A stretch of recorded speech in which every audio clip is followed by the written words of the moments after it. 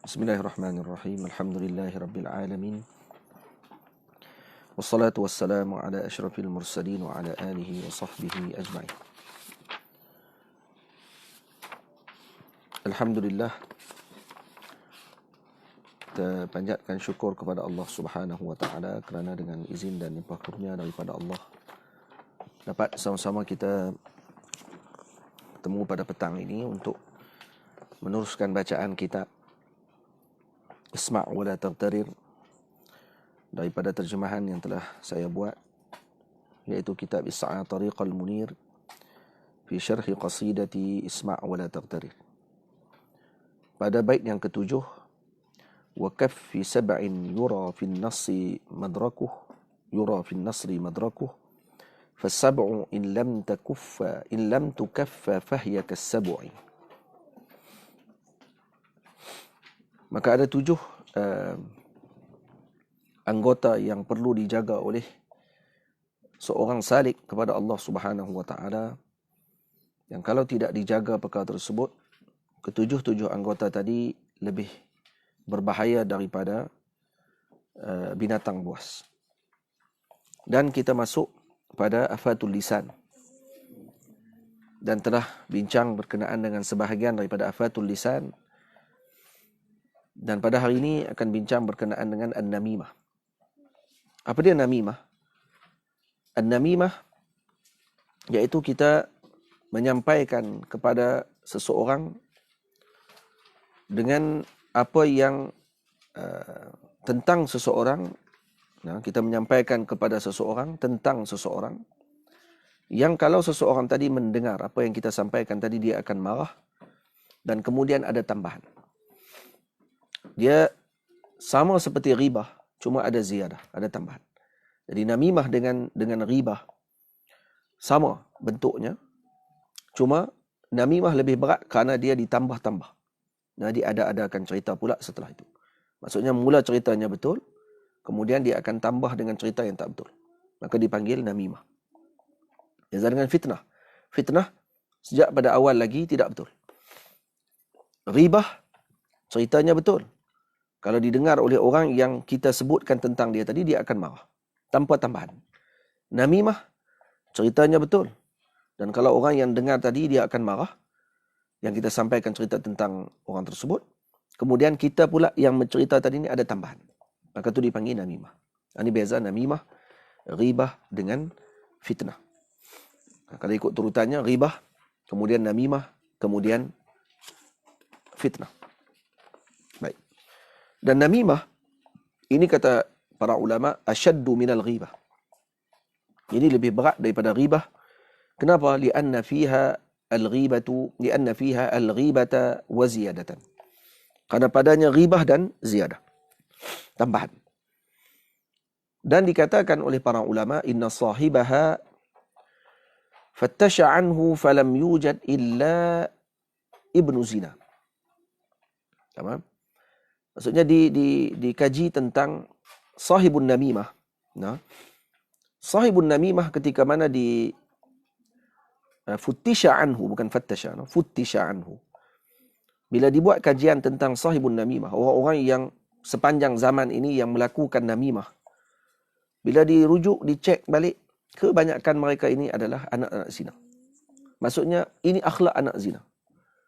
Faham? Ini akhlaknya anak zina. Biasanya yang suka buat namimah, cerita buat-buat dan suka memperlagakan di antara kaum dengan kaum, dia memang suka pelaga. Duduk kat mana pun suka pelaga. Dia tak boleh. Kalau tengok masyarakat ni aman, tenteram, tak boleh. Kalau tengok balik kajian, balik elok, balik anak zina. Tamam? Kata Hidayah, ayah saya kahwin dulu. Mak saya kahwin. Bila yang saya anak zina? Dan dia memang kaki namimah. Dia namam. Bila cek balik, Tok Wan dia dulu kaki zina. Tak Tok Wan dia dulu, moyang dia dulu kaki zina. Maka dia bila Tok Wan dia berzina, lahir anak Tok Wan dia ni, yang ni bukan anak dia. Kemudian lahir sampai ke dia. Dia nampak dia ada bin. Tok Wan dia dulu anak tak ada. Sambung kepada datuk dia dulu ni, yang bukan anak datuk dia. Maksudnya akan kembali ke situ. Sebab tu disebut inna sahibaha futtisha anhu falam yujad illa ibnu zina. Jaga no. Yang suka sangat mengadu domba, suka sangat buat pecah belah kepada umat. Ya. Dan kita perhati memang macam tu pun. Nah, dalam masyarakat kita pun macam tu. Kita perhati balik orang-orang yang suka mengadu domba dan juga suka memecah belahkan umat ini, kebiasaannya dia tidak ada nasab. Ya.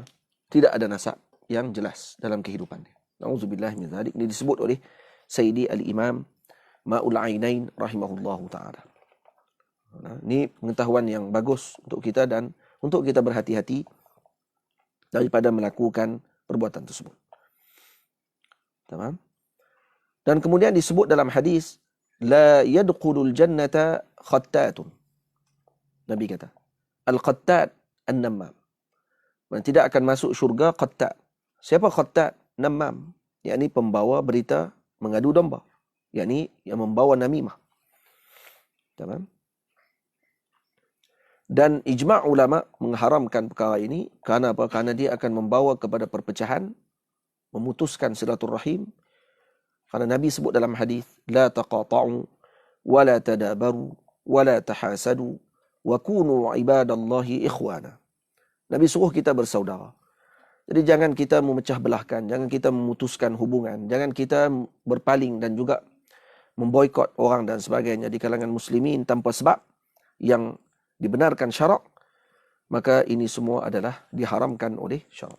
Dan termasuk perkara yang memutuskan hubungan adalah an-namimah. Baik, jadi hati-hati dengan perkara tersebut. Moga-moga Allah lindungkan kita dan keluarga kita daripada menjadi namam. Ya. Amin ya rabbal alamin. Kemudian perkara yang seterusnya yang disuruh untuk kita berhati-hati dengan lidah dan ucapan kita adalah membanyakkan tertawa dan juga bergurau. Ya. Itu kata ulama, kathratul muzah atau mizah yuaddi ila dhahabil haibati wal waqar. Membanyakkan gurauan ini akan menghilangkan haibah dan juga waqar seseorang tadi. Jadi seorang tadi akan hilang dia punya kemuliaan dia disebabkan kerana banyaknya bergurau. Itu kata sebahagian hukama, la tumazihu syarifa.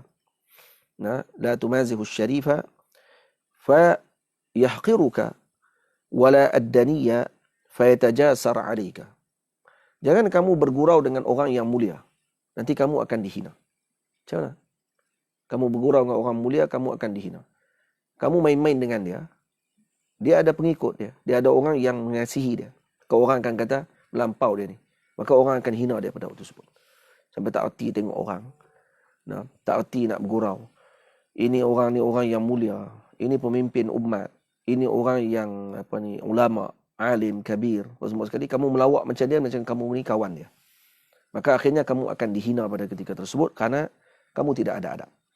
Yang kedua, kalau kamu bergurau pula dengan dani, fayatajasar 'alaika, kamu bergurau dengan orang yang rendah kedudukannya pula, kamu akan dipijak kepala nanti. Yatajasar 'alaika, kamu akan dilangkaui oleh dia. Maksudnya kalau kamu melawak dengan orang, betul kadang-kadang kita melawak dengan seseorang ni yang dia tak tahu agak. Orang kita tak erti agak, dia kata. Orang Kedah kata. Maka dia akan melampau. Mula-mula kalau guru melawak dengan anak murid, melampau-lampau. Maka akhirnya anak murid tadi hilang haibah dan hormat. Maka dia pun melawak dengan tok guru dia macam seolah guru tadi kawan dia. Dia terlupa ada hadap dia dengan guru dia. Naik atas kepala guru dia selepas tu. Kenapa? Karena kamu bergurau dengan ad-dani. Tapi kamu bergurau dengan orang-orang yang mereka ni memang tidak ada akhlak, maka kamu akan diperendahkan dan dipermain-mainkan pada ketika tersebut. Sebab tu jangan melebihkan lawak kita. Biasa-biasa saja. Nah, biasa-biasa. Bukan tidak boleh bergurau. Cuma ada waktu dia dan ada tempat dia. Kena lihat, dan orang yang bijak dia akan melihat pada waktu yang sesuai untuk dia melawak. Bukan semua keadaan dia akan bergurau. Karena tu orang Kedah sendiri pun kalau kita ni, orang tua-tua kita, kalau melawak lebih-lebih dia panggil bunga taik. Tahu bunga taik? Bunga taik ni dia akan jadi tak elok selepas tu. Mula-mula melawak, dah kali berkelahi. Kira apa? Kerana melawak mula-mula ni. Sebab tu Nabi SAW tidak melarang untuk seorang tadi mizah ataupun muzah Yang ini bergurau tapi tidak berlebih-lebihan. Jangan sampai berbohong maksudnya. Karena kebanyakan daripada orang-orang yang suka melawak ni dia akan sampai kepada tahap berbohong. Nah, untuk bagi orang ketawa dengan gelak dia, dengan lawak dia, maka dia akan berbohong dan juga akan menyakitkan hati orang lain. Itu yang berlaku zaman sekarang. Nah, body shaming, bahasa zaman lah kan. Mak lawak dengan badan orang, mak lawak dengan kelemahan yang ada pada seseorang. Kita buat lawak dengan perkara tersebut. Jadi kita anggap tu bahan lawak. Nah, mengajuk-ngajuk ucapan orang. Nah, tiru-tiru bahasa orang dan juga kita suka tengok kan. Boleh cakap dengan bahasa orang tu bercakap macam mana kita boleh tiru dia. Maka orang pun gelak bila tengok. Dan ini adalah mempermain-mainkan dan juga merendah-rendahkan seseorang. Nah, yang ini syarak mengharamkan tersebut. Mengharamkan perkara tersebut. Kalaupun dia kata tuan punya yang kita buat-buat tadi ni dia tak marah pun, kenapa yang kamu pula nak marah? Nah, orang lain yang kena, kenapa kamu nak marah? Tak, bukan kita yang marah sebenarnya. Syarak meletakkan hukum ni kepada ghalibnya. Kalau dia tak marah, hukum pada dia seorang, tidak mesti maksud kata boleh kena pada orang lain pun tak ada masalah boleh buat macam tu. Nah, hukum syarak ni bila letak, maknanya ini meraihkan kepada seluruh umat. Seluruh lapisan masyarakat. Pada setiap jail, setiap generasi dan seumpamanya. Mungkin dia kata tak berasa. Tak, jauh sudut hati dia berasa. Nah, rupanya orang main-main dengan ucapan dia. Rupanya orang main-main dengan tingkah laku dia. Jadi dibuat bahan lawak pada ketika tersebut. Jadi dia akan berasa hati. Tambah pula kalau memang lawak tadi dimain-mainkan di semua tempat. Dan akhirnya dia akan berasa pada waktu tersebut. Bohonglah kalau kata tak berasa. Bohong. Akan berasa. Nah, cuma dah zaman lah ni zaman masuk dalam TV, masuk dalam internet. Kalau dia marah lagi orang kata dia tak profesional. Masalah mempermainkan jiwa peribadi orang dan juga sikap seorang tadi boleh permain-main tadi dah jadi macam profession pula dah. Maksudnya nak jadi pak lawak kena orang. Nak kena jadi pak lawak kena main dengan orang dulu. Nah, baru dia akan ditinggikan dan kemudian naik kedudukannya. Nah, elakkan daripada perkara tersebut dan jauhi daripada kita meniru orang-orang yang menjalani jalan tersebut kerana tidak ada faedah apapun. Faham? Baik. Jadi di antara perkara yang buruk juga bagi lidah adalah tazkiyatul insan nafsahu. Seorang memuji diri dia. Ya, saya ini begini, saya ini begini, saya ini begini, semua dia. Nah, kalau orang buat apa, saya selalu dah buat benda ni. Tuan-tuan kena ikut yang saya buat ni. Dia saja. Kau nak sebut ni, ulama ni buat macam ni, alim ni buat macam ni, soleh ni buat macam ni. Nah, wali Allah Ta'ala ni buat macam ni. Nabi SAW telah menunjukkan contoh tauladan begini. Tak, saya dah buat dah lama dah tuan-tuan. Tuan-tuan kena ikut saya. Kemah. Diguna saya tak tahan tu. Hak ni orang reti tak reti agak orang ni, faham? Tak reti agak. Tak reti tengok orang. Nah, lepas tu jangan duk cakap saya ni banyak sangat. Cerita apa-apa pun cerita pasal awliya Allah Ta'ala.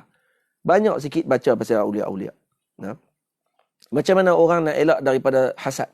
Cerita pasal awliya macam mana dia elakkan hasad. Macam mana ulama ni mengelakkan daripada sikap dengki dan juga marah kepada orang lain. Baca tentang para ulama yang mana dia mengelakkan diri daripada marah dan dengki kepada orang. Nah, jangan, saya pun dulu tuan-tuan, saya orang buat macam tu kat saya. Jadi saya nak elak tu, saya buat macam ni. Tuan-tuan kena tiru macam saya. Saya sedia. Tak, ini orang yang begini tidak patut dijadikan sebagai panduan. Tak patut dijadikan panduan. Kemudian apa dia? Zammu ta'am. Cela makanan. Ini pun dicela. Minal batil juga. Termasuk antara perkara batil yang dilakukan oleh lidah.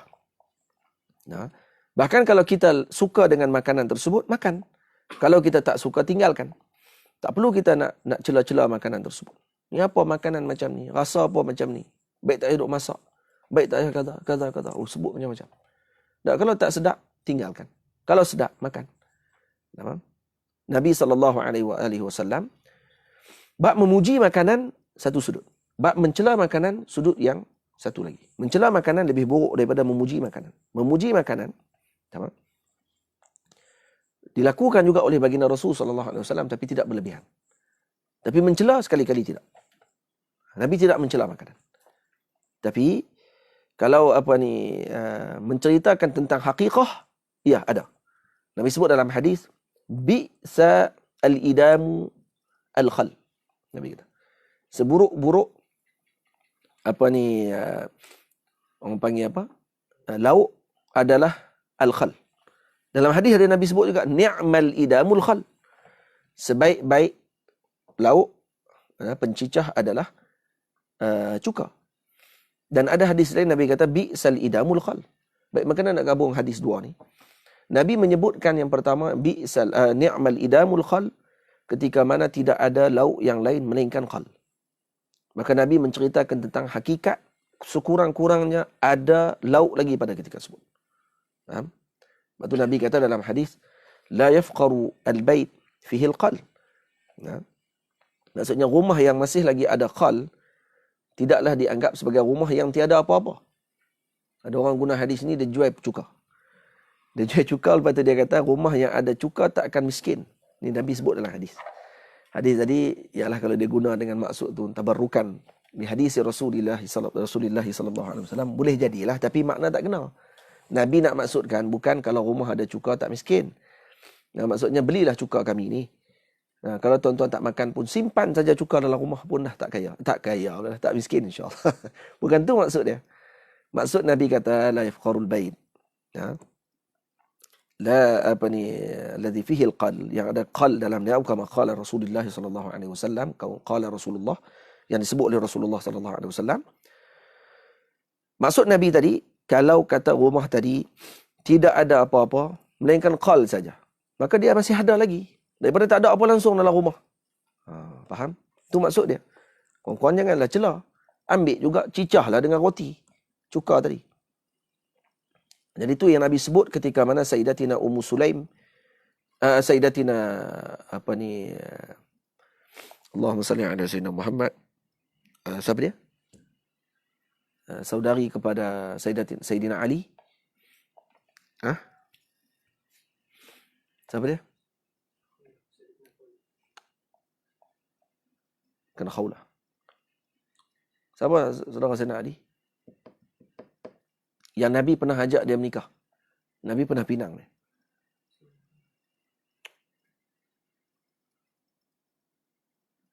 Siapa dia? Lupa lah kita. Ummu Hani.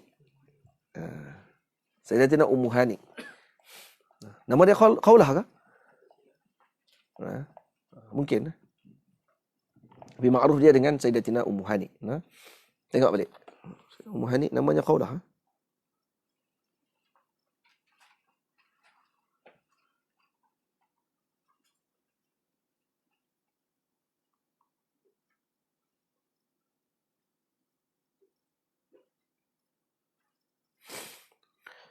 Tak, dalam riwayat sebut Fakhitah.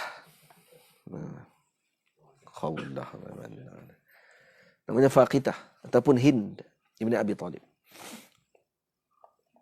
Jadi Ummu Hani, Sayyidatina Ummu Hani radhiyallahu taala anha pernah menjamu kepada Nabi sallallahu alaihi wasallam roti, kemudian Nabi tanya, ada idam? Ada lauk? Kata dia tidak ada, Rasulullah, melainkan khal. Maka Nabi sebut ni'mal idamul khal. Sebaik-baik pencicah cuka. Okey. Yang penting ada. Daripada tak ada langsung. Tapi bila mana ada daging, ada lauk pauk yang lain, tiba-tiba pergi letak juga cuka. Maka Nabi kata apa? Bi'sal idamul khal. Maksudnya Nabi bagi tahu tentang hakikat. Ketika ada lauk yang lain, kenapa yang kamu pergi jamu cuka juga? Jamu lauk yang lain. Yang ada. Bukan Nabi menghina makanan tadi secara khusus. Tapi Nabi nak maklumkan kata ketika mana ada yang lain, dahulukan yang lain. Jangan kamu salah faham dengan apa yang aku sebut. Maksudnya begitu. Faham? Jadi, kita menghina makanan. Duduk di kedai makan, kita makan. Kemudian kita celah makanan tadi. Macam yang dilakukan oleh Barat. Kita bukan pengkritik makanan. Kita ni bukan chef yang nak lahirkan tukang masak. Yang boleh komplain makanan tukang masak tadi kerana dia akan jadi tukang masak yang hebat. Jadi chef tadi celah. Dan juga komplain cara masakan tadi. Kalau kamu masak apa macam ni, kata. Dekatnya dia nak ajak kawan tu. Itu sudut yang lain. Aku lihat sebenarnya kerja dalam bab makanan ni masih lagi berlaku perbincangan di kalangan ulama. Kerana dia makan. Bab makanan ni dia benda yang perlu kita berjaga-jaga dan kena warak dalam bab tersebut. Sebab tu orang yang kerja dalam bahagian makanan, dia buat kedai makan dan sebagainya, dia kena hati-hati. Kerana kebersihan dia. Semua sekali itu kadang-kadang boleh menjadi syubhah dengan pendapatan yang kita dapatkan tadi kalau kita tidak berhati-hati dan berjaga betul dengan apa yang telah kita lakukan. Lepas tu mengeluarkan hasil bumi ini dan juga berniaga barang-barang tu lebih dibincang oleh para ulama, antara peniaga dengan petani mana yang lebih afdal. Sebahagian kata yang lebih hampir kepada tawakal, maka tu yang lebih afdal dalam pekerjaan tersebut. Tak apa, itu bukan perbincangan dia pada hari ini. Boleh? Jadi kalau kita suka makanan tersebut, kita makan. Tak suka, kita tinggal. Yang itu dilakukan oleh Rasulullah sallallahu alaihi wasallam. Dan melaknat seseorang. Boleh ke tidak? Kata para ulama, la yajuzu la'nul insan. Tidak boleh kita melaknat seseorang yang tertentu, muayyan. La yajuzu la'nul insani muayyanin. Yang ini mencela, melaknat seseorang yang tertentu. Jadi kita sebut nama dia.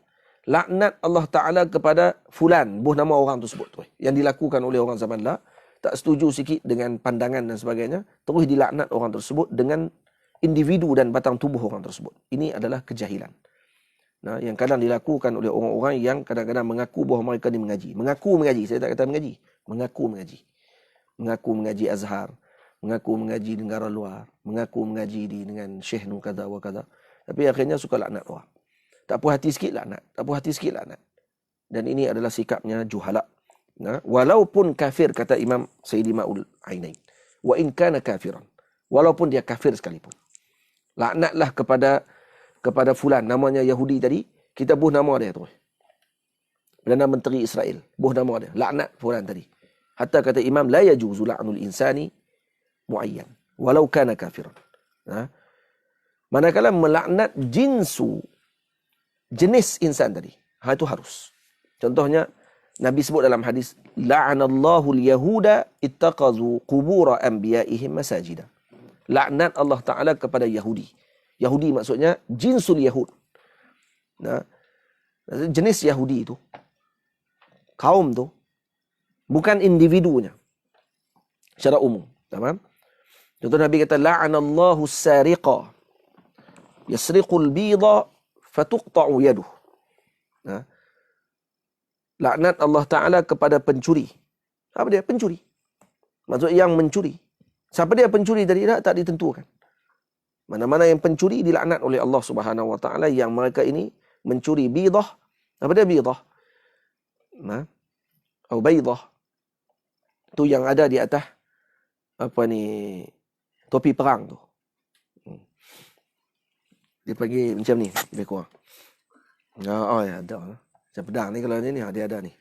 Lebih kurang. Dibuat daripada perak contohnya. Oi, ada pedang.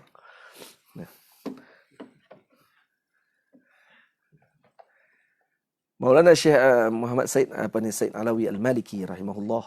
Abuya Said Muhammad diceritakan, kata dia gantung pedang dekat rumah dia. Itu ada seorang anak murid dia ni nak balik ke Indonesia.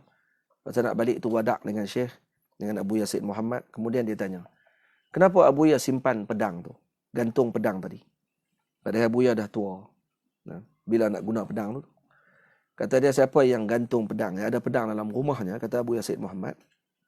Dan dia berniat, nanti kalaulah Imam Mahdi diutus oleh Allah Ta'ala, maka dia akan turut bersama dengan tenteranya, insya-Allah, maka dia dapat pahala dengan perkara tersebut. Nampak tak? Jadi bukan saja simpan pedang ni. Jadi ustaz, ni lah nak tentera Imam Mahdi lah. Tak, kita kata, kalau kata Allah Ta'ala telah takdirkan berlakunya malhabah, peperangan ke dan sebagainya, kita dah ada kongkuangnya. Tapi kena erti jugalah. Kongkuang belajarlah silat tongkat ke, kan? Gayung ke, kena ajar. Ataupun zikir. Minta kepada Allah Ta'ala, insya-Allah. Lagi senang silat. Langkah 1000, kan? Kalau silat silat orang panggil apa? Silat sending ada 7 langkah. Kita ada 1000 langkah. Itu lagi sedap. Lari tu. Tetap lari. Lari. Kalau larat lah. Baik. Jadi tu lah. La'anallah as-sariqa yasriqul bidha fatuqta'u yaduh. Dilaknat oleh Allah Ta'ala pencuri yang dia mencuri bukan telur ni. Sebahagian diterjemahkan telur. Ya mungkinlah ada ulama yang terjemahkan bid dengan maksud telur. Dia mencuri telur pada permulaan, kemudian akhirnya dipotong tangan dia. Mula-mula curi telur, syarah pun, hak syarah tu. Mula-mula curi telur, lepas tu nanti curi pula telur angsa. Mula telur ayam, tu telur angsa. Lepas telur angsa nanti curi telur orang kan. Lepas tu lah sekali habis kena potong tangan. Dia kata disebabkan kerana mula-mula curi telur kecil-kecil ni lah kali curi benda yang lebih besar dan akhirnya dia dipotong tangan. Kerana jadi adat dia waktu tersebut. Dan sebagian ulama lagi kata, kata Maulana Syekh Ali Saleh, al-bid dimaksudkan sini adalah tu yang ada pada alat peperangan. Dia macam perak ataupun besi yang mahal. Yang kalau dijual ada harga dia. Biasanya perak. Jadi yang tu dicuri, kemudian dijual perkara tersebut dan tu dah mencukupi nisab. Dah cukup nisab dia. Iaitu boleh dipotong tangan dengan sebab curi benda tersebut. Telur 3 kupang, 5 kupang sebiji nisab apa? Tak cukup nisab. Jadi apa ni, Allahumma salli ala Sayyidina Muhammad. Maka disebabkan kerana itu dia dipotong tangannya. Dia bukan curi satu pedang tu. Dia bukan curi baju perang ataupun topi perang tu, tak. Dia curi sikit je pun. Tapi disebabkan tu dia dipotong tangan dia. Maka ini adalah dilaknat oleh Allah Subhanahu wa ta'ala. Macam. Boleh jadi jugalah dengan maksud bait dengan makna telur. Boleh jadi. Kita tak katakan salah secara total. Boleh jadi. Baik. Afatul lisan inda al-imam Abi Hamid al-Ghazali radhiyallahu ta'ala anhu. Kitab ni salah ni. Inda al-imami Abu Hamid al-Ghazali. La imam. Inda al-imami Abi Hamid al-Ghazali. Bukan Abu Hamid al-Ghazali. Abi. Maksudnya, qad zakara al-imamu Abu Hamid al-Ghazali. Ini betul. Telah disebut oleh al-imam Abu Hamid al-Ghazali radhiyallahu ta'ala anhu. Di antara anwa' al-batil bil lisan, 20 afatan. Ada 20 afat yang disebutkan oleh al-imam al-Ghazali dalam kitabnya Ihya Ulumuddin, yang kita akan baca secara ringkas. 20 afat tersebut yang telah disebutkan oleh al-imam al-Ghazali radhiyallahu ta'ala anhu dalam Ihya.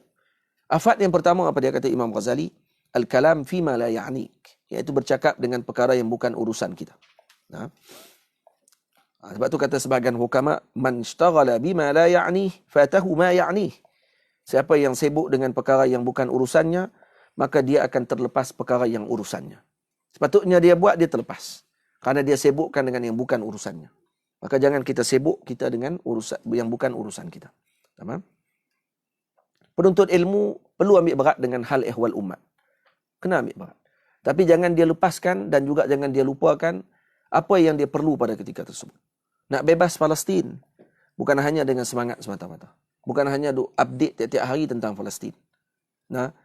Iaitu dengan cara belajar sungguh-sungguh. Kerana Allah Subhanahu wa ta'ala, moga-moga dengan berkat ilmu yang kita ada nanti, ilmu tadilah yang akan digeruni oleh kelompok orang-orang yang bersekongkol dengan iblis dan syaitan. Tamam? Jadi mereka nak mengelakkan dan juga mengalihkan pandangan kita tanpa kita mengurangkan doa dan juga berharap kepada Allah Subhanahu wa ta'ala dan membantu sekadar yang kita mampu kepada umat Islam yang berada di luar sana, khususnya yang ada di Palestin dan yang sekitarnya. Maka kita juga kena ambil perhatian dengan apa yang perlu kita laksanakan pada ketika tersebut. Seperti yang dilakukan oleh Al-Imam An-Nawawi rahimahullah ketika mana berlakunya peperangan ketika tersebut, Tatar masuk ke dalam bumi Baghdad. Beliau menyibukkan dirinya dengan ilmu.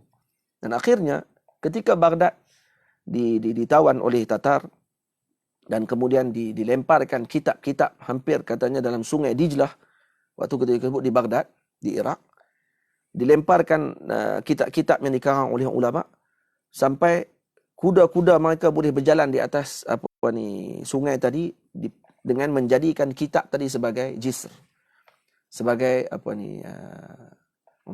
jambatan. Dan juga sungai Dijlah pada ketika Dijlah, bukan Dajlah, sungai Dijlah menjadi hitam dengan dakwatnya kitab-kitab yang dilemparkan dalam kitab dalam sungai Dijlah. Baik. Kalau kata dengan sebab, kalau Imam Nawawi rahimahullahu ta'ala tidak belajar dengan sungguh-sungguh pada ketika tersebut, maka kita tidak akan dapat mengambil manfaat ilmu dengan baik, dengan berkatnya beliau dan semisal beliau pada zaman tersebut yang tetap menyibukkan dirinya, bukan dia seorang dia, maksudnya ada lagi, tapi dia misal yang utama pada ketika tersebut, menyibukkan dirinya dengan ilmu, dengan amal, dengan mendapatkan yang sepatutnya daripada para ulama pada ketika tersebut. Maka akhirnya bumi ini penuh dengan ilmu yang telah ditulis dan juga disampaikan oleh beliau. Dan beliau juga tetap menyampaikan untuk kita ini terus berjuang di jalan agama Allah Subhanahu wa taala dengan apa yang kita ada. Jadi kena ada sikap tu bagi penuntut ilmu. Yang kedua, afat yang kedua, fudulul kalam. Fudulul kalam contohnya apa dia? Seperti kita bercakap benda yang tidak sepatutnya. Fudulul kalam sebahagian memberi contoh macam kita sebutkan sebelum ni, kita mengulang ucapan yang tidak patut diulang, ataupun kita berdoa dengan tempat, ataupun kita menyebutkan tentang ta'zim kepada Allah tapi bukan pada tempat dia. Contoh, itu pun fudulul kalam. Contoh, Allahumma khzi hadzal kalba wal himara. Allahumma khzi. Dan ikhzi apa dia makna dia? Maksudnya hinakan contohnya. Ya Allah, hinakan kambing, babi dan juga anjing ni. Ya Allah. Apa faedah kalam kamu sebut tadi? Ataupun kita lalu tengok rumah orang. Cantik rumah dia. Fudulul kalam. Apa faedah kita sebut cantik kalam tadi? Rumah tadi. Lalu tengok sikit. Panahnya hari ni. Fudulul kalam juga. Kata ulama. Al-Imam Al-Ghazali sebut tu termasuk fudulul kalam. Sebut panah saja pun dah fudulul kalam. Kenapa? Karena apa beza kamu dengan orang lain? Kalau masa tu tengah panah, kamu sebut ni panah. Orang sebelah kamu pun kulit sama aja dengan kamu. Apa faedah kamu sebut panah? Ke sebab kulit kamu lain sikit daripada kulit dia. Kulit dia kulit bewak, kulit kamu kulit orang. Macam tu. Dia tak rasa panah, kamu rasa panah. Sampai macam tu sekali para ulama berhati-hati dalam ucapan mereka. Zamanlah fudulul kalam ni meluasa. Orang yang tak erti apa pun nak bercakap. Para ulama bagi panduan, dia pun komen. Dan komen pula seolah dia erti. Dia tak erti apa pun. Tapi dia kaki komen. Komen semua benda. Fudulul kalam. Ataupun kalam fima la ya'ni. Bukan pada urusan kamu. Yang ni yang berlaku zaman lah. Jadi virus COVID yang ada zaman lah ni, menzahirkan virus-virus yang lain lagi. Virus kepala tau, dia panggil. Virus tu ada kat belah ni, kat belah utara. Panggil virus kepala tau. Pada kepala tau ni payah. Payah nak ubat. Dia lebih bahaya pada COVID. Boleh. Dan pencegahan dia apa dia?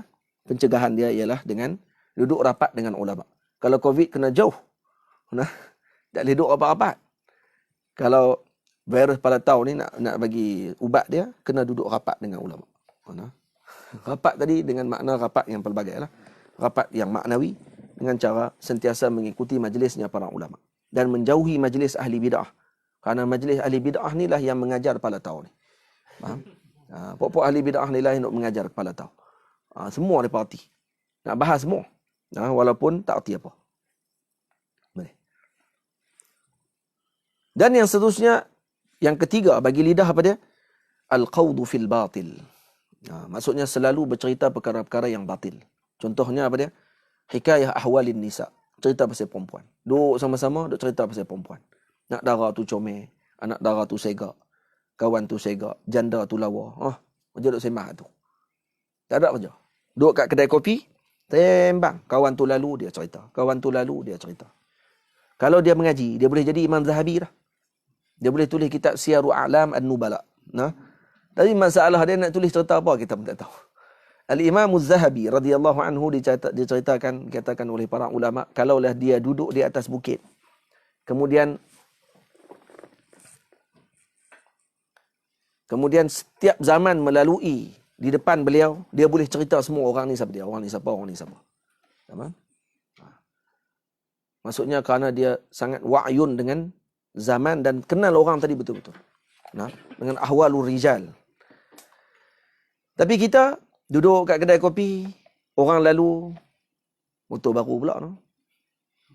Ambil mana duit tu? Saya lalu. Kenal tu? Tu kenal Pak Long tu? itu tu menikah tak dapat anak, bela.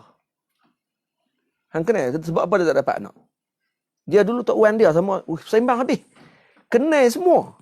Pasal orang kampung tapi kerja mengata kat orang je. Apa faedah dia? Dosa berkandak. Bawa balik makan dah lah.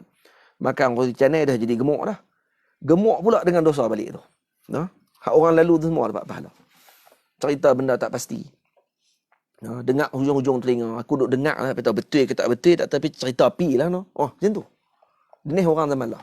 Dia suka nak menyembang. Dan juga lagi suka kalau cerita bab orang. Nah, ni. Khawdu fil batil. Nah, lepas tu tengok anak dara sikit. Cerita pasal anak dara tu pula. Nah. Kemudian. Bila tengok orang kaya sikit. Sonok. Ni pun termasuk khawdu fil batil. Nah. Suka juga cerita pasal orang-orang kaya. Sikit-sikit kalau ceramah sikit je cerita pasal orang-orang kaya yang ada dalam dunia. Tak apalah kalau nak ambil faedah tak apalah. Kerana kalau mereka ni kaya dunia saja, macam mana nak kaya akhirat, tak apalah. Nah. Tapi masalah dia, asyik cerita hak tu saja. Kenapa seronok sangat nak cerita pasal David Kwok? Kenapa nak seronok sangat cerita pasal apa ni, nama apa orang kaya-kaya dalam dunia ni? Steve Jobs.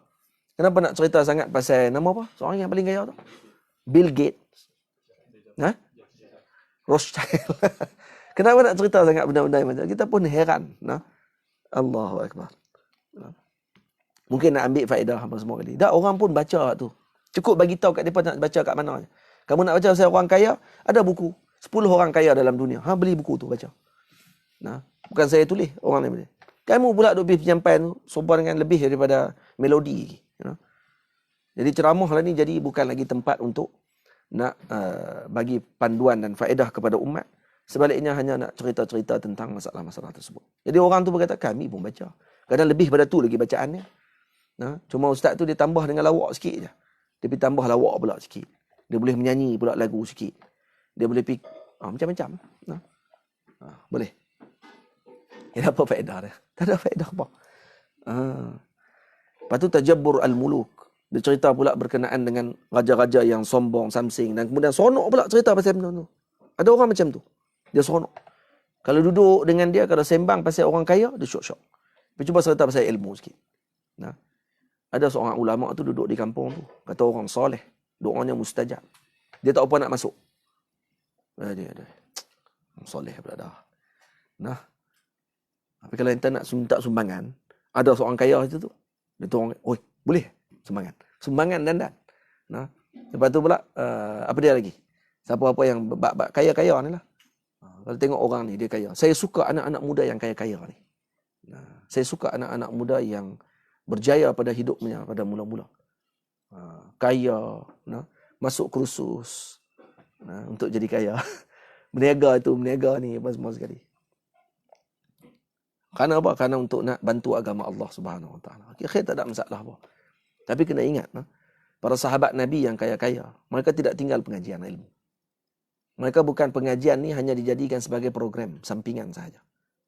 Sayyidina Uthman radhiyallahu anhu orang yang paling kaya. Jangan cerita pasal kaya dia saja. Duk cerita pasal kaya Sayyidina Uthman.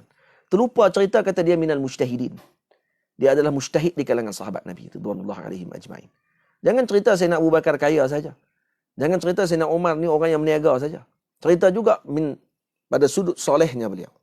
Pada sudut kemuliaan beliau. Pada sudut keilmuan beliau. Macam mana ilmu tadi dia dapat kalau dia tak duduk dengan Rasulullah sentiasa? Jangan cerita saja berkenaan dengan kayanya Sayyidina Abdul Rahman bin Auf. Kamu terlupa dia adalah asyarah mubasyirin bil jannah. 10 orang janjikan syurga. Salah seorang ahlul halli wal aqdi. Salah seorang di kalangan para sahabat yang mana diberikan ilmu yang luar biasa. Kenapa? Karena berkat suhbah dengan Rasulullah sallallahu alaihi wasallam. Tang suhbah kamu tak ambil, tang kaya nak ambil sangat. Tang pi duduk mengaji dengan para ulama tak ambil, tang kaya nak ambil sungguh-sungguh. Lepas tu nak bantu agama Allah Ta'ala. Nanti bila kaya saya akan bantu agama Allah Ta'ala. Ya sungguh bantu kah? Kalau kamu tak duduk dengan alim ulama. Pergi mengaji betul. Bukan program. Bukan pergi majlis maulid saja. Tok guru buat maulid, baru pergi majlis maulid. Alhamdulillah saya dah pergi mengaji dengan tu. Mengaji apa? Mengaji majlis maulid hanya sekadar untuk pergi dengar. Dan juga untuk nak bagi kita punya semangat balik. Nak bagi naik balik kita punya, orang panggil apa? Keinginan kita untuk terus belajar dalam agama. Tak, pergi mengaji ilmu fardu ain. Kamu nak berniaga, ilmu tentang perniagaan apa yang kamu mengaji? Kalau nak buat saham, kamu boleh ikut kelas saham sampai berkali-kali kelas. Sanggup bayar beribu-ribu. Kenapa bab berkenaan dengan muamalat maliyah? Muamalat kamu tak pergi mengaji dengan masyayikh, dengan ulama. Ulama tu buat kelas pengajian bab muamalat. Kenapa tak pergi mengaji? Nah, tahu dulu hukum halal haram. Kamu tak tahu halal dan haram, kemudian kamu masuk dalam bidang tersebut. Kamu nak kata kamu mengikuti Allah dan Rasul? Kamu kaya kerana Allah dan Rasul? Ini adalah sembang kosong yang dilakukan oleh umat zaman sekarang. Mengaji malah. Duduk dengan ulama malah. Pergi mengaji dengan sungguh-sungguh masalah fardu ain, bukan boleh mengaji dengan daurah semata-mata. Memang ada kelas khusus yang dia wajibkan diri dia untuk dihadir. Dia wajibkan diri dia untuk dihadir. Sebab tu diceritakan oleh Maulana Syekh Muhammad Said Ramadan Al-Buti rahimahullahu ta'ala. Kata beliau, orang-orang Syria pada zaman dulu, mereka ni kalau buka kedai, biasanya dia akan buka kedai selepas Zuhur. Kenapa dia buka kedai selepas Zuhur? Selepas Zuhur dia buka kedai. Dan dia tutup kedai waktu bila? Dia tutup kedai pada selepas Maghrib. Ini disebut dalam Syarah Hikam. Lebih kurang itulah cerita yang saya ingat-ingatlah. Kenapa dia buka kedai lambat? Kan macam di Mesir. Orang Mesir buka kedai lambat juga sebab bangkit lambat. Di Mesir kalau buka kedai pukul 12 tu, maknanya dia baru bangkit tu. Lepas tu dia buka kedai. Mata pun tak mata duk ada lagi. Buka kedai. Tutup lambat. Tutup tak tutup. Tutup lepas subuh. Lepas subuh tutup. Buka lagi Zuhur. Dia kadang tutup lepas subuh. Kadang-kadang tutup lambat pukul 2-3 pagi baru tutup.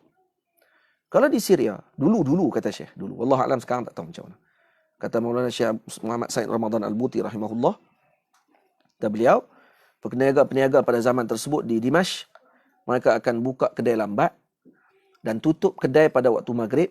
Kenapa tutup kedai waktu maghrib? Tutup kedai maghrib kerana mereka pergi belajar, sembahyang di masjid, kemudian terus ikuti majlis pengajian di masjid waktu tersebut sampai isyak.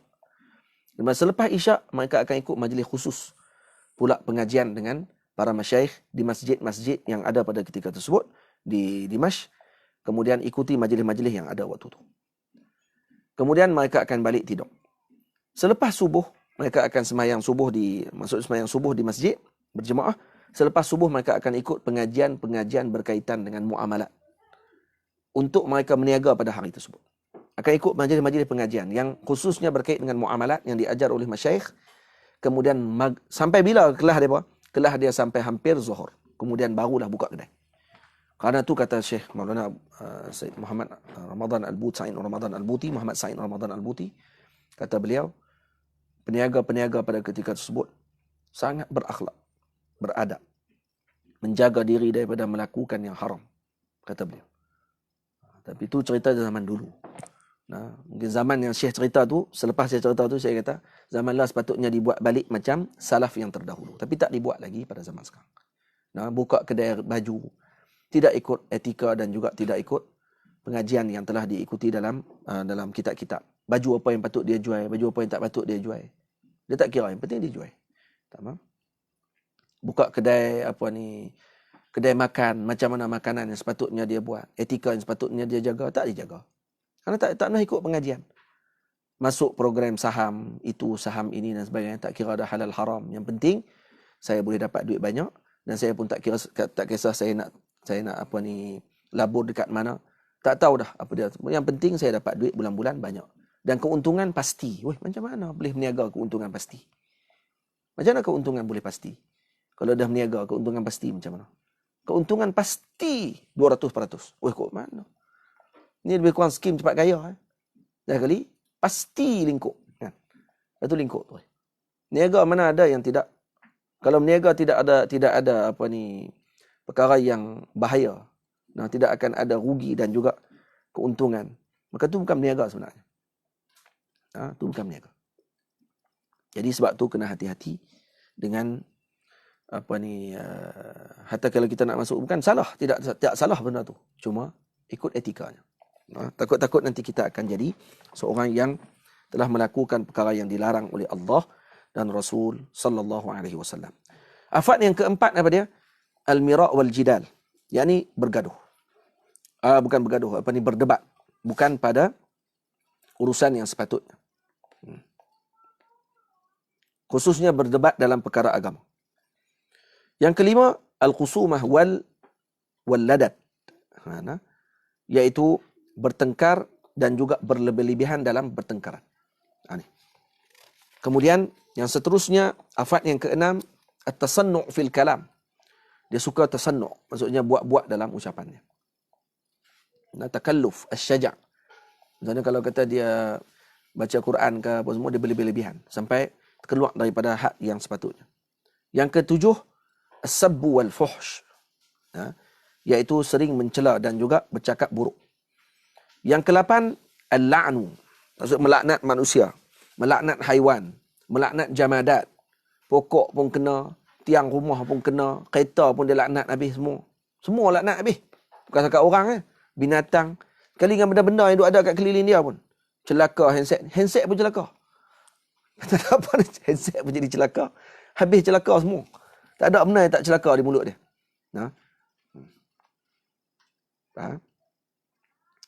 Afad yang ke-9, apa dia? Al-ghina'u wasya'r.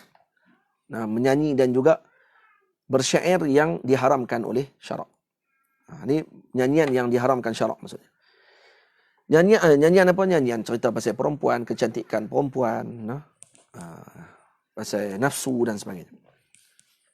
Dan yang ke-10, banyak melawak. Kita dah baca cerita sebelum ni. Yang ke-11, istihza' wa sukhriyah. Tengok. Bermain-main. Ataupun, saya tak kata di sini al-mizah. Yang dicela apa dia? Kathratul mizah. Bukan mizah tu dilarang. Kathratul mizah. Banyak melawak. Bukan tak boleh melawak. Boleh melawak. Melawak apa yang dapat pahala? Melawak antara ibu dengan ayah dengan anak-anaknya. Itu dipuji. Melawak di antara suami dengan isteri. Itu dipuji. Tapi ini kalau kata tidak kena pada tempatnya, maka itu dilarang. Kathratul mizah. Dan berlebihan tu yang dilarang. Kemudian istihza' wa sukhriyah. Istihza' sukhriyah Nabi tak disebut dalam ni kathratul istihza'. Dan istihza' tu sendiri dilarang. Tak kata banyak mencela orang, banyak mempermainkan orang. Jadi kalau mempermainkan sikit-sikit, apalah. Dah. Sikit-sikit pun tak boleh. Mempermainkan orang sikit-sikit pun tak boleh. Menghina orang sikit-sikit pun tak boleh. Sama ada dengan aqwal wal af'al wal muhakat. Tengok. Sama ada dengan ucapan kita kata dekat dia, ataupun af'al kita buat perbuatan kita, ataupun muhakat. Maksudnya kita tiru dia. Muhakat maksudnya apa dah? Meniru perbuatan tadi untuk menghina. Macam dibuat oleh orang zaman dah. Tengok orang tempang, dia pun buat jalan tempang. Tengok orang tu mata buta sebelah, dia pun buat mata dia buta juga bila jumpa dengan orang buta. Buat macam tak nampak. Itu pun dipanggil istihza' was-sukhriyah. Kemudian yang seterusnya, yang ke-12 apa dia? Ifsya'us sir. Menyebarkan dan juga menyampaikan rahsia orang lain. Rahsia patutnya dia simpan, dia cerita ke orang. Lepas tu dia pergi beritahu pula. Saya ni bukan tak mau cerita lah, tapi dia dah pesan saya jangan cerita ke orang. Tapi saya cerita kat hang je lah. Hang jangan cerita ke orang. Ni aku cerita kat hang ni. Elok. Lepas tu yang kawan tu pula pergi cerita pula ke orang ni. Naknya tak cerita ke orang ni. Kawan tu pesan lah. Tapi hang jangan cerita ke orang ni tadi. Hang seorang ni. Lagi satu kampung tau. Satu kampung tau. Sampai balik dekat yang mula-mula tu. Yang naknya jangan cerita ke orang. Jadi gitu. Yang ke-13, apa dia? Al-wa'dul kadzub. Maksudnya berjanji palsu. Ini antara alamat nifaq. Alamat munafik. Yang ke-14, al-kadzib. Ini penipu. Yang ke-15, al-ghibah. Mengumpat. Yang ke-16, namimah. Yang kita sebutkan tadi. Yang ke-17, kalam dzil lisanain. Maksudnya, lidah bercabang. Lidah bercabang ni dalam bahasa Melayu kita ni menipu lah. Tapi kalam dzil lisanain ay zul wajhain juga maksudnya. Maksudnya orang ni kalau pergi jumpa orang dia cakap macam lain, pergi jumpa orang ni cakap macam lain pula. Maksudnya dia tak tetap pendirian dia. Ataupun dia sengaja nak bagi, orang panggil makan keliling kalau Kedah kata. Makan keliling. Bukan orang Kedah je, orang Malaysia lah. Dia panggil dia ni makan keliling. Semua dia nak orang panggil apa? Nak jaga peribadi dia lah. Hak musuh belah ni pun dia boleh baik. Hak yang kawan ni lawan dengan dia pun dia boleh baik juga. Dia boleh baik dua-dua. Jadi makan keliling. Jadi bila orang makan keliling ni, dia dua keadaan. Sama ada dia tak akan dicela oleh mana-mana pihak sebab dia makan keliling, ataupun dua-dua pihak hentam dia lepas tu. Lepas tu dia tension. Lelaki tak tahu nak makan apa, dia makan ke bawah. Faham? Mati. You know? Yang ke-18, al-madhu. Yang ni, memuji yang berlebihan sampai membawa kepada kazib, sampai membawa kepada riak, dan juga seperti memuji orang yang zalim. Nah, dan juga memuji orang yang kita tidak pasti bahawa dia akan boleh jaga diri dia dengan baik ataupun tidak. Tamam? Yang ke-19, wal ghaflatu an daqa'iqil qata'. Kita lalai daripada mengucapkan ucapan tadi halus, dan kita lalai daripada perkara tersebut. Apa dia daqa'iqul qata'? Contohnya macam Nabi pesan kepada sahabat, bila mana sahabat tu ada seorang sebut, Nabi kata apa? La yaqul ahadukum ma sya Allah wa syi'tu. Ma sya Allah wa syi'tu. Walakin taqul ma sya Allah thumma syi'tu. Ma sya Allah thumma syi'tu. Kenapa tak disebut dengan wa? Karena bimbang takut berlaku musyarakah. Tasyrik. Maksudnya Allah berkehendak dan saya pun berkehendak. Tak. Allah berkehendak, kemudian saya juga berkehendak. Dengan kehendaknya Allah Ta'ala kepada saya. Maksudnya. Jadi gunakan summa. Itu dipanggil daqa'iqul qata'. Kalau digunakan wa, kita tak perasan. Dan mungkin kita kata wa la taqtadi al-jama'. Bukan kita nak tasyrik di antara dua tadi. Hanya sekadar untuk nak sebutkan ataf saja. Tak. Nabi bagi pesan, jangan buat macam tu. Lepas tu Nabi kata lagi, la taqulu lil munafiqi sayyiduna. Atau sayyidana. Jangan kamu sebut kepada munafik sayyiduna. Fa innahu in yakun sayyidukum faqad asqatakum wa qad asqattum rabbukum. Asqattum rabbakum. Maka kalau kata kamu menyebutkan dia tu munafik, maka kamu telah menyebabkan kemurkaan kepada Tuhan. Tamam? Maksudnya Allah Ta'ala akan murka kepada orang tersebut disebabkan kerana dia telah mengucapkan sayyiduna bukan pada tempat dia. Ini daqa'iqul qata'. Kadang-kadang kita sebut sayyiduna kat semua orang. Ya sayyidi, sayyidi semua. Man qala ana bari'un minal Islam fa in kana sadiqan fa huwa kama qala aw kadhiban falan yarji' ila al-Islam salima. Kalau dia sebut siapa yang bari minal Islam. Kalau dia kata macam tu. Saya bari daripada Islam. Kalau dia benar fa huwa kama qala. Aw kadhiban falan yarji' ila al-Islam salima. Kalau dia benar macam dia sebut itulah. Maksudnya dia akan bari daripada Islam. Tapi kalau kata dia tak betul, dia saja-saja sebut saja, main-main, ana bari minal Islam, maka dia tidak akan kembali kepada Islam dengan baik. Karena dia ada masalah dah pada waktu tersebut, karena ucapan dia tadi bermain-main. Tamam? Jadi, ni kena hati-hati. Yang ke-20 apa dia? Su'alul awam. Su'alul awam, maksudnya soalan orang awam, ni pun termasuk afatul lisan. Bertanya pada benda yang bukan urusan mereka. Seperti dalam ilmu aqaid, mereka bertanya, huruf ni qadimah ke hadisah? Bertanya pada ulama kan. Ni huruf Quran ni qadimah ke hadisah? Qadim ke hadis? Ataupun bertanya apa ni daqa'iqul ulum, padahal mereka tidak lagi boleh untuk bertanya tentang perkara tersebut. Sayyidina al-Imam Ahmad ibn Hanbal, ada seorang lelaki mai tanya kepada dia soalan. Adakah boleh saya berwuduk dengan air bakhilla? Budak lagi. Wuduk dengan air bakhilla boleh tak? Air kacang. Basuhan kacang tu. Boleh tak saya basuh? Saya wuduk. Kata Imam Ahmad, la uhibbu hadha. Maknanya haram. Tak boleh. Tak sah. Kerana dia bukan air mutlak. Kemudian boleh tak saya wuduk dengan air ward? Ke Imam Ahmad kata, la uhibbu hadha. Uhibbu hadha maksudnya maksud tidak sah. Itu istilah Imam Ahmad. Kemudian budak ni pun nak bangun. Ni cerita daripada budak ni sebelah lepas dia jadi ulama. Dia pegang saja baju dia. Kemudian Imam Ahmad tanya, baca doa keluar masjid tengok. Dan baca doa masuk masjid. Nak habis ni. Oh tu. Sekali ni lah.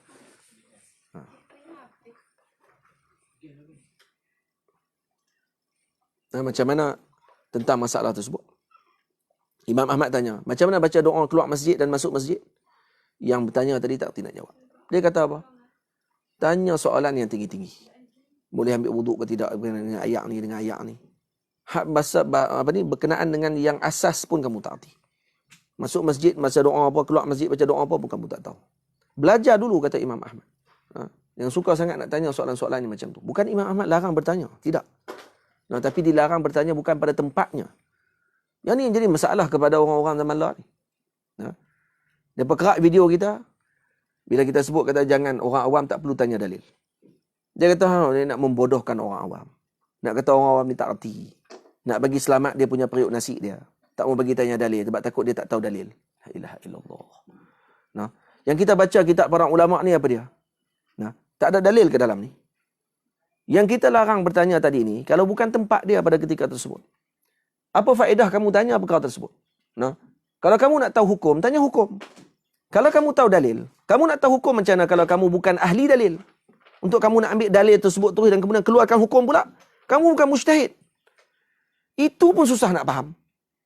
Siapa yang payah nak faham ni? Wahabi, bodoh. Otak pendek. Macam mana dia nak faham? Benda basic. Bukan masyayikh tak bagi tanya dalil. Kamu siapa dia nak tanya dalil? Kalau kamu tahu dalil sekalipun, kamu tahu istidlal dia. Macam mana nak keluarkan dalil daripada dalil tersebut? Kamu tahu kata ni, kalau fi'il ni, al-amru lil wujub. Baik, mesti wujub ke semua keadaan? Kalau Nabi sebut dalam hadis, kul bi yaminik, wa kul mimma yalik. Baik, kul bi yaminik. Keluarkan dalil daripada hadis itu. Macam mana saya boleh kata, makan dengan tangan kanan ni sunnah? Pada Nabi sebut dalam hadis, kul bi yaminik. Makan dengan tangan kananmu. Makan ni fi'il amar. Al-amru lil wujub. Kenapa ulama sebut itu sunnah? Baik, kalau kamu kata, saya nak tahu apa ni hukum makan tangan kanan, Ustaz. Okey, ambil dalil ni. Saya bagi dalil. Kul bi yaminik wa kul mimma yalik. Apa tu? Oh, punya makan tangan kanan lah, no? Iyalah, makan tangan kanan wajib ke sunat? Dah kamu nak tahu dalil kan? Tu dalil ya. Baik, makan tangan kanan wajib ke sunat? Baik, kalau makan tangan kiri haram ke makruh? Macam mana boleh tahu kata tu sunat? Kamu tahu pun berkatnya ulama. Ulama bagi tahu kata sunat makan tangan kanan. Itu je kamu tahu. Alhamdulillah khair. Dalilnya kul bi yaminik. Wa kul mimma yalik, makan yang ada kelilingmu. Maksudnya kalau makan yang bukan di keliling kita, yang makanan tu bukan dekat dengan kita, makanan tu jauh daripada kita. Apa hukum makan jauh daripada kita pula? Tu macam makan buffet. Kul mimma yalik. Tu je lah. Ambil dekat kita je lah. Hujung jangan ambil. Kul mimma yalik saja cukup. Lalu dekat dengan sambai, hantam sambai sampai habis. Jangan makan hak lain. Kerana kul mimma yalik, kerana al-amru lil wujub. Kerana amr tadi al-wujub. Wajib makan yang dekat tu. Tu kan maksud dia? Kul mimma yalik tadi dengan makna makan di keliling tadi tu sunnah. Kalau kata makanan yang ada dekat orang lain tu pun sama macam makanan kamu. Baik, kalau makanan orang yang ada jauh tadi daripada kamu tadi, makanan tadi beza dengan kamu. Boleh tak kamu pergi ambil makanan tadi? Boleh tak kamu minta makanan tersebut? Mengaji. Ini tidak. Kita cerita benda tu, dia jadi troll. Main semua. Sonok nak komen. Tak ada kerja orang panggil. Benda tu lama dah kita sebut. Saja buat keluar balik. Dia jenis macam ni lah ni. Dia jenis macam ni. Kalau kata Facebook dia ramai orang tak pun nak tengok, dia cari. Siapa kita nak entam lah ni. Saya rasa saya nak menegur seorang inilah. Yang konon-kononnya melarang orang-orang awam daripada bertanya dalil. Seolah-olah membodohkan orang awam. Tu dia. Saya tak kata apa yang tu. Dia pula pandai pula duk pergi tengok pula dia punya kalam mafhum mukhalafah daripada ucapan kita. Bila kita kata orang awam jangan tanya dalil, terus dia faham. Oh, maknanya orang awam bodoh lah, no? La ilaha illallah. Mana yang saya sebut bodoh tu? Saya kata jangan tanya dalil, bukan tempat dia. No? Mengaji dulu. Lepas kamu dah tahu dah pengajian kamu nanti, ya silakan. Kalau kamu mampu untuk tengok dalil. Takut lepas tu tak tanya dah. Berlaku kepada anak murid Maulana Syekh Ali Jumaah. Seorang ni. Mula-mula macam tu. Mai-mai majlis Syekh Ali Jumaah. Terus tanya dalil. Maulana, apa dalil ni? Kata-kata. Saya tanya lagi, apa dalil ni? Apa semua? Saya kata sabar dulu. Saya minta kamu duduk dalam kelas saya ni seminggu saja. Jangan tanya dalil. Dengar dulu yang saya cerita. Dengar dulu yang kitab yang kita baca ni. Jangan tanya apa-apa. Selepas seminggu nanti, tanya balik. Lepas seminggu senyap. Tak tanya lah. Syekh Ali pula tanya. Mana? Ada soalan? Tak ada je. Habis itu dulu kata nak tanya. Tak tahu dah, kata tak hati. Hak dulu ni aku tak sabar. Macam nak tanya aja. Masalah dia tak ikut majlis. Pengajian tak ikut. Nah. Sakat dengar ceramah video 1 minit 2 minit. Tu kan mengaji tu. Betul nak mengaji. Ni mai duduk pondok ni. Mai tengok nak tanya apa. Mai duduk pondok. Mai duduk zawiyah ni seminggu ya. Tak apa, kita support semua. Ni hak Wahabi kepala bodoh ni. Kan? Mai duduk di zawiyah ni seminggu. Kita bagi ada homestay apa semua kali. Kita duduk dengan santri pun boleh. So santri test kan. So santri ya test. Tak payah suruh orang lain. Itu pun tidak. Ya ilaha illallah. Cuba tengok ni antara afat kata Imam Al-Ghazali pada soalul awam. Soalan orang awam yang bukan pada tempatnya dan tidak kena pada urusannya. Nah, dan Imam Ghazali sebut, tadi Imam Ghazali pula kena. Imam Ghazali membodohkan awam, masya-Allah. Nah, jangan membodohkan akalmu. Kitab nama kitab apa? Kan? Wa sallallahu ala sayyidina Muhammad wa ala alihi wa sahbihi ajma'in. Insya-Allah kita akan bertemu pada pertemuan yang akan datang. Wassalamualaikum. Saya ucap terima kasih banyak pada Al-Fadhil Ustaz Zuhair Abdullah dan juga warga Matis dan seluruh yang mengikuti majlis pada hari ini. Mohon maaf kasar bahasa saya pada hari ini kerana agak terkesan dengan suasana yang ada sekarang ni.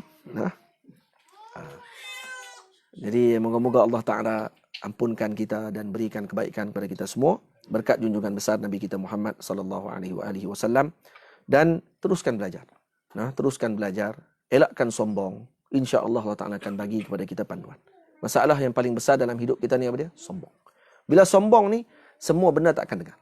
Bila sombong, semua benda dia akan tidakkan perkara tersebut. Jadi mengaku. Bukan semua kita tahu.